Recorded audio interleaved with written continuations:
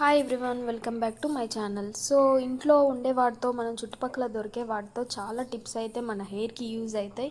So మనకి dandruff ఉన్నా లేకపోతే హెయిర్లో ఒక జిడ్డులాగా అనిపించినా మనం హెయిర్ గ్రోత్ అవ్వాలి అన్నా ఈ కలమందులో చాలా యాంటీ ఫంగల్ బ్యాక్టీరియల్ ఫంక్షన్స్ చాలా ఉంటాయి. సో దీన్ని మనం యూజ్ చేసుకోవడం వల్ల డైరెక్ట్గా అప్లై చేసుకోవచ్చు, మిక్సీ పట్టి పేస్ట్ లాగా చేసి అప్లై చేసుకోవచ్చు. ఇంకా చాలా బెనిఫిట్స్ ఉంటాయన్నమాట. న్యాచురల్గా దీన్ని మనం పట్టించుకోము, కానీ దీంతో చాలా రిజల్ట్స్ అయితే ఉంటాయి.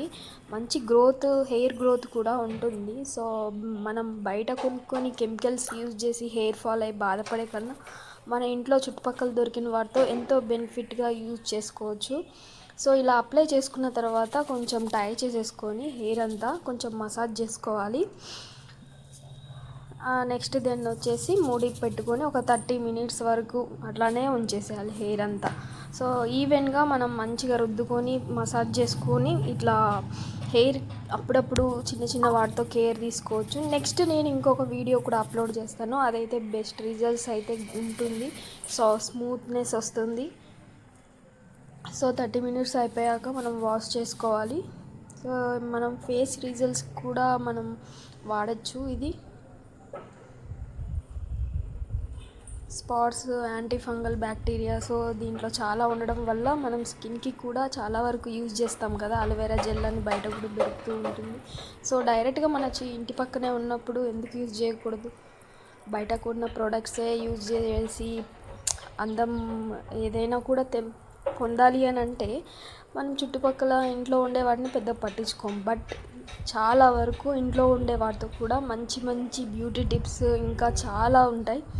నేనైతే మీతో షేర్ చేసుకున్నాను. తప్పకుండా నా వీడియో అప్డేట్స్ అన్నీ మిస్ కాకుండా చూడండి. సో నెక్స్ట్ వచ్చేసి మనం 30 మినిట్స్ తర్వాత ఉంచేసి వాష్ చేసుకోవాలి. సో మనకి ఎమ్మటే తెలిసిపోతుంది, హెయిర్లో ఉండే కొంచెం మెత్తగా అనిపిస్తుంది మన జుట్టు కూడా. చాలా చూస్తున్న కొద్దీ అలా ఉంటుంది.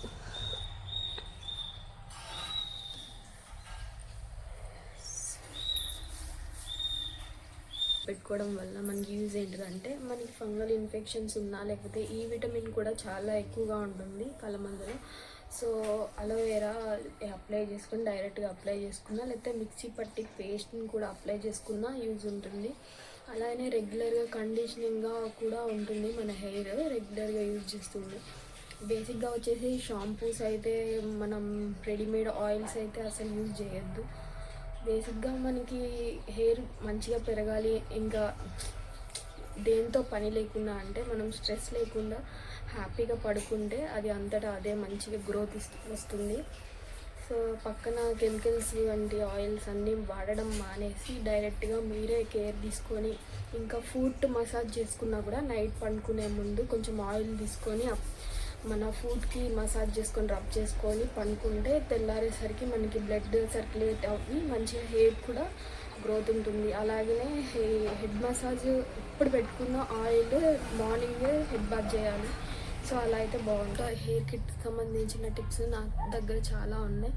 సో నెక్స్ట్ అప్డేట్స్ అన్నీ నేను ఫాలో అప్ చేస్తూ మీకు కంటెంట్ ఇస్తూ ఉంటాను. So and subscribe my channel and share. Bye.